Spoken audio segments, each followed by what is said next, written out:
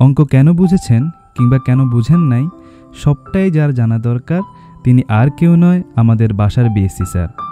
স্যারের ব্ল্যাকবোর্ড ভর্তি অঙ্ক, স্যারের লেখা শেষ হওয়ার পর খাতায় তোলার যে প্রতিযোগিতা, স্যারের প্রশ্নের উত্তর দেওয়ার জন্য অঙ্ক শেখার যে প্রয়াস, কিংবা বিজ্ঞানের বিষয়গুলো নিয়ে বলা স্যারের আকর্ষণীয় গল্পগুলোই আমাদের শিক্ষা জীবনের ঝুলিকে করেছে পূর্ণ।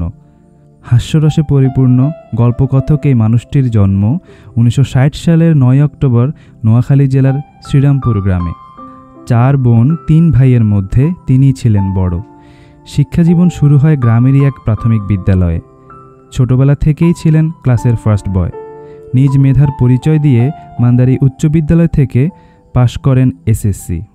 একই ধারাবাহিকতায় নোয়াখালী সরকারি কলেজ থেকে পাশ করেন এইচএসসি এবং চৌমুহনী এসএ কলেজ থেকে পাশ করেন বিএসসি। পড়াশোনা শেষ করে কর্মজীবনের প্রবেশমুখে স্যারকে নিতে হয়েছিল এক গুরুত্বপূর্ণ সিদ্ধান্ত। বাংলাদেশ টেলিযোগাযোগ দপ্তর টিএনটি থেকে পেয়েছিলেন সিনিয়র অফিসার পোস্টের চাকরির অফার। সমাজে সম্মান, ভালো মানের বেতন, সুযোগ সুবিধা সব উপেক্ষা করে সেদিন স্যার বেছে নিয়েছিলেন শিক্ষকতার মহান পেশাকে। স্যারের হৃদয় মত্ত ছিল শিক্ষক হওয়ার নেশায়। আর্থিক নিরাপত্তাকে উপেক্ষা করে নিজের কাঁধে তুলে নিয়েছিলেন মানুষের ভবিষ্যৎ গড়ার গুরুভার।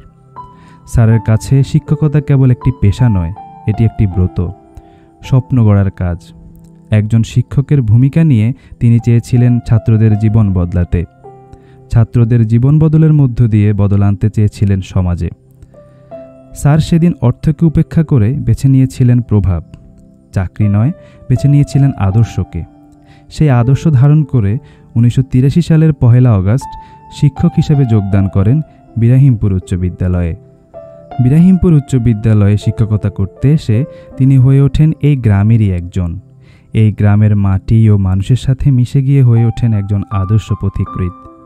জীবনের এক পর্যায়ে নিজের সন্তানদেরকে মানুষ করার দায়িত্ব সহধর্মিনীর হাতে তুলে দিয়ে তিনি দিনাতিপাত করেছেন আমাদের বিদ্যালয়ের শিক্ষার্থীদের নিয়ে।